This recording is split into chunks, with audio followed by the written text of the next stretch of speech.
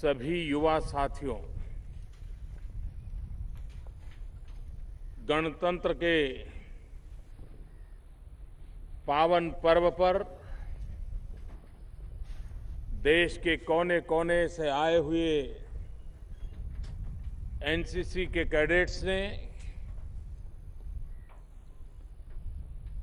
लोकतंत्र के प्रति अपनी श्रद्धा, भारत की एकता के प्रति हमारी प्रतिबद्धता, विविधता में एकता के सामर्थ्य की अनुभूति,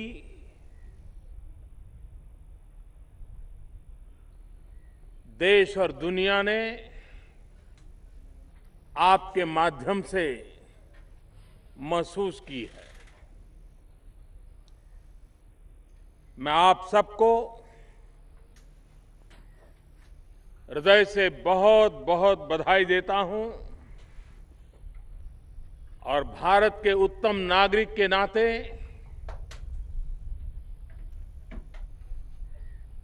आने वाले कालखंड में भी आप अपने व्यक्तिगत जीवन में भी, सामाजिक जीवन में भी,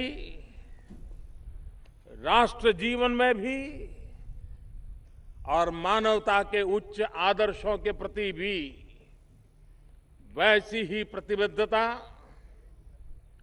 वैसी ही समर्पण की मिसाल ये कायम करते रहेंगे, जो भारत की विश्व में एक अनोखी पहचान बनाने का कारण बन सकती है।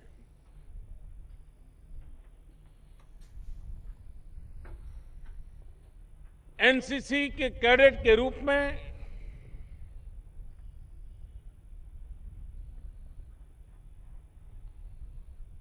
सिर्फ यूनिफॉर्म नहीं होता है, सिर्फ परेड नहीं होती है, सिर्फ कैंप नहीं होते हैं। एनसीसी के माध्यम से एक सेंस ऑफ मिशन का बीजारोपण होता है। हमारे भीतर एक जीवन जीने का मकसद, उसके संस्कार का, और वो भी सामूहिक संस्कार का ये कालखंड होता है।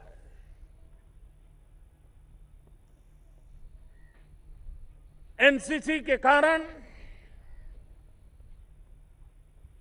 अपनी शिक्षा दीक्षा के अलावा भारत की विविधता के, भारत की अंतर ऊर्जा के, भारत के विराट सामर्थ्य के हमें दर्शन होते हैं। दुनिया के लोगों को आश्चर्य होता है कि ये कैसा देश है, 1500 से ज्यादा बोलियां हो, 100 से ज्यादा भाषाएं हो, हर 20 कोस के बाद बोली बदलती हो, वेशभूषा अलग हो, खान पान अलग हो, उसके बावजूद भी एकता के सूत्र से बंधे हुए रहते हैं और चोट हिमालय में आए, आंसू कन्याकुमारी में टपक करके निकल आते हैं। ये भाव, राष्ट्रीय एकात्मता का भाव, भारत के किसी भी कोने में अच्छा हो, हर देशवासी उमंग से फूला नहीं समाता है। और भारत के किसी भी कोने में या भारतीय के द्वारा कहीं पर भी कुछ गलत हो जाए तो हमें उतनी ही पीड़ा होती है जैसे हमारे सामने कोई घटना घटी है। देश के किसी भी कोने में प्राकृतिक आपदा आई हो, देश ने एकता के रूप में उस संवेदना को साझा किया है, दर्द बांटने का प्रयास किया है। देश के सामने कोई चुनौती आई हो तो 125 करोड़ देशवासियों ने उस चुनौती को अपना माना है और अपने पुरुषार्थ, अपने पराक्रम से उसे परिपूर्ण करने का भरसक प्रयास किया है। यह हमारे देश की अपनी ताकत है। कोई देश राजा महाराजाओं से नहीं बनते हैं, देश शासकों से नहीं बनते हैं, देश सरकारों से नहीं बनते हैं। देश बनते हैं सामान्य नागरिकों से, शिक्षकों से, किसान से, मजदूर से, वैज्ञानिकों से, ज्ञानियों से, आचार्यों से, भगवंतों से। एक अखंड तपस्या होती है जो राष्ट्र का ये विराट रूप अर्जित करती है। और हम भाग्यवान लोग हैं कि हजारों साल की इन महान विरासत के हम भी एक जीवंत अंश है और हमारे जिम्मे भी उसमें कुछ न कुछ जोड़ने का दायित्व आया है। उस दायित्व को निभाने के लिए जो संस्कार चाहिए, जो ट्रेनिंग चाहिए, जो अनुभव चाहिए, वो एनसीसी के माध्यम से हमें प्राप्त होता है। मेरा भी सौभाग्य रहा है बचपन में एनसीसी के कैडेट के रूप में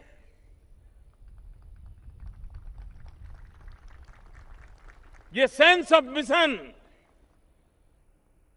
ये अनुभूति, इसकी समझ विकसित हुई।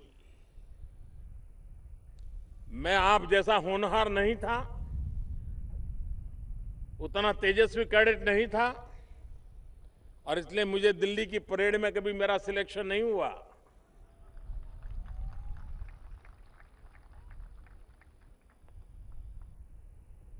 लेकिन आपको देख करके मुझे गर्व होता है कि आप बचपन में मेरे पास जो शक्ति थी, अनुभव थी, उससे आप कई गुना आगे हो, ये देख करके मुझे और खुशी होती है।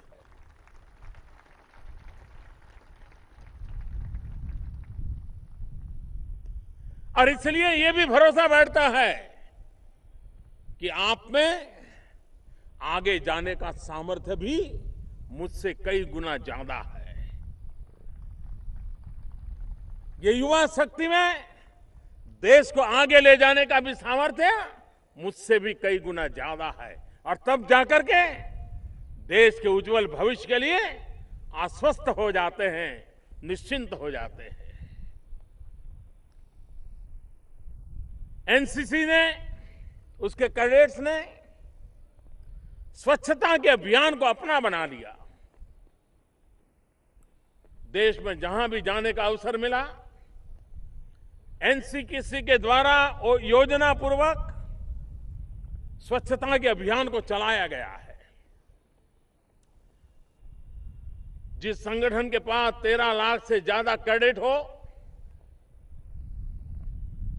वो कैडेट स्वयं ऑर्गेनाइज वे में स्वच्छता का अभियान चलाएं, औरों को प्रेरणा देते हैं। लेकिन एक नागरिक के रूप में स्वयं के जीवन में, अपने परिवार के जीवन में, अपने आसपास के परिसर में, अपने दोस्तों में, दोस्तों के परिवारों में स्वच्छता ये स्वभाव बने, उसमें कैटलिक एजेंट के रूप में एनसीसी का हर कैडेट काम कर सकता है। एनसीसी की व्यवस्था के तहत स्वच्छता प्रेरक है। लेकिन एक कैडेट नागरिक के रूप में समाज में स्वच्छता को स्वभाव बनाने के लिए भारत का स्वच्छता ये चरित्र बन जाए और 2019 महात्मा गांधी के 150वीं जयंती जब मनाए तब देश में गंदगी के प्रति भरपूर नफरत हो, स्वच्छता के प्रति प्रेम हो, स्वच्छता हर व्यक्ति के जीवन की अपनी जिम्मेवारी बन जाए, उस बात को आगे बढ़ाने के लिए हर किसी को बहुत कुछ करने की आवश्यकता है। एनसीसी के कैडेट इतनी बड़ी तादाद में है और देश के हर कोने कोने में फैले हुए नौजवान है, ऊर्जा है, उमंग है, उत्साह है, ट्रेनिंग है, वो तो शायद सबसे बड़ी ताकत के रूप में इस स्वच्छता के आंदोलन को आगे बढ़ा सकते हैं।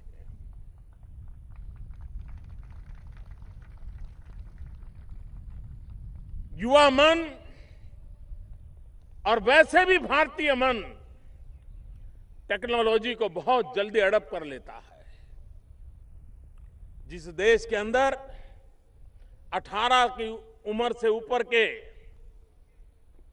करीब करीब सभी नागरिकों का आधार कार्ड हो, आधार नंबर हो, बायोमेट्रिक से उसकी पहचान हो, ये किसी भी देश की बहुत बड़ी संपत्ति है जो आज भारत के पास है। ये विशिष्ट पहचान हमारी सब योजनाओं का आधार बन सकती है।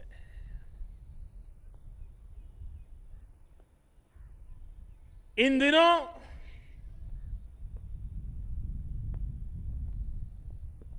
लोग डिजिटल करेंसी की ओर कैसे जाएं, उसका एक अभियान चल रहा है।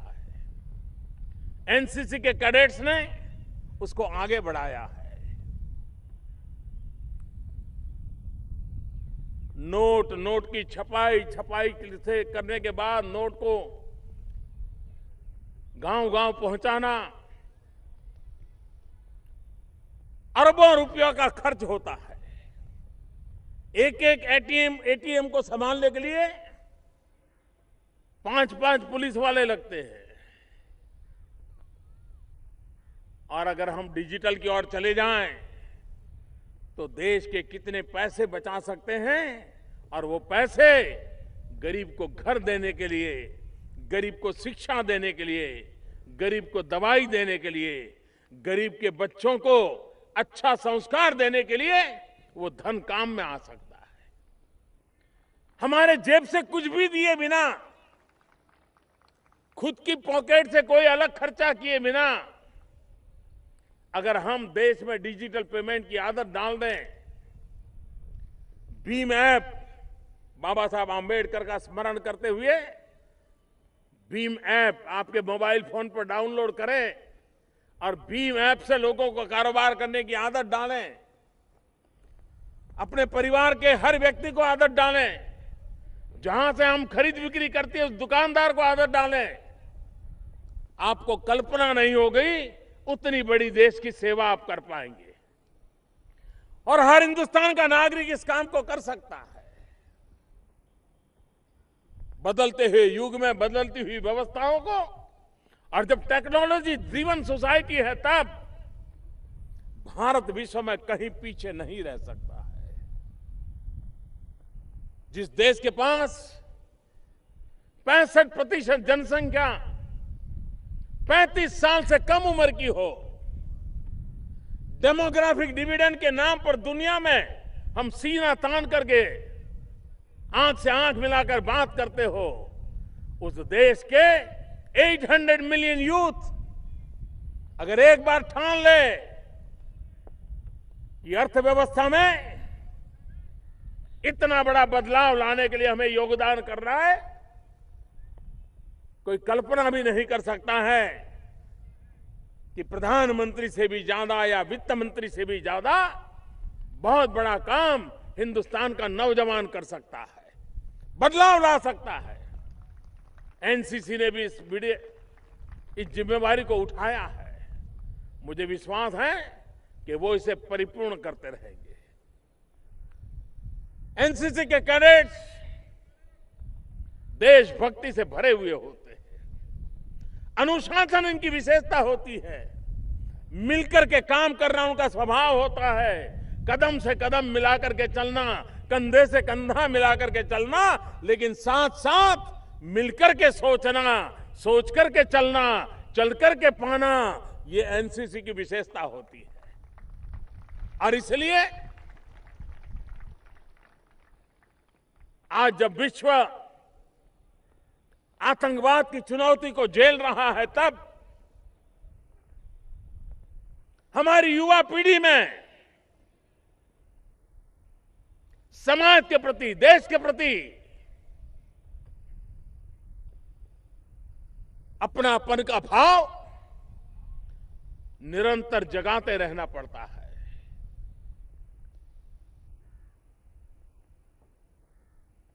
हमारे यहां कहां है, राष्ट्रयाम जागरयाम वयम,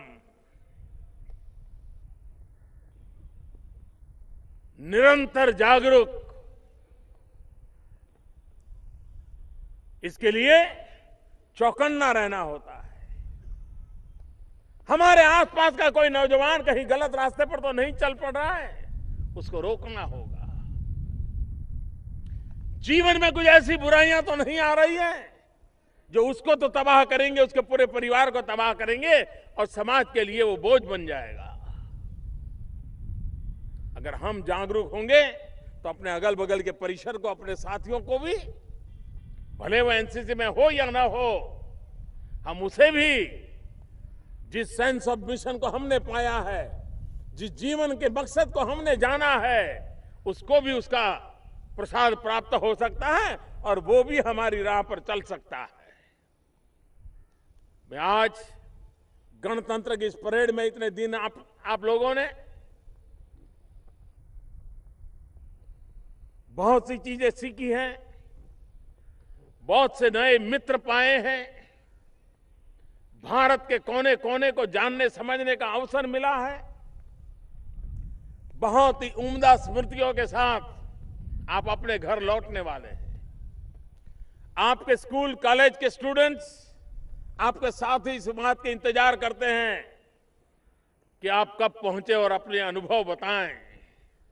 आपने उनको अपनी फोटो भी मोबाइल फोन से भेज दी होगी, शेयर किया होगा कि मैं परेड में यहां था, और आपके साथियों ने भी परेड को बड़ी बारीकाई से देखा होगा कि पूरी परेड दिखे या न दिखे, अपने गांव वाला लड़का दिखता है कि नहीं दिखता है, अपने स्कूल वाला बच्चा दिखता है कि नहीं दिखता है। पूरा हिंदुस्तान के हर कोने में हर एक की नजर आप पर थी। ये छोटा गौरव नहीं है, ये कितने बड़े आनंद की पल होती है। उन स्मृतियों को लेकर के आप जब लौट रहे हैं, तब ये एक अनमोल खजाना आपके पास है। इसे कभी बिखरने मत देना, विसरने मत देना। इसको संजो के रखना और उसको पनपाने की कोशिश करना। ये अच्छी चीजें जितनी पनपाएंगे, जीवन भी उतना खिल उठेगा। वो पूरी की पूरी महक आपके जीवन के भीतर से प्रकट होती रहेगी, जो आने वाले आसपास के पूरे परिसर को पुलकित करती रहेगी। मेरी आप सबको हृदय से बहुत बहुत शुभकामनाएं हैं। आज विजयी हुए कैडेट्स को भी हृदय से बहुत बहुत बधाई देता हूं, अभिनंदन करता हूं। एनसीसी को बहुत बहुत शुभकामनाएं देता हूं। बहुत बहुत धन्यवाद।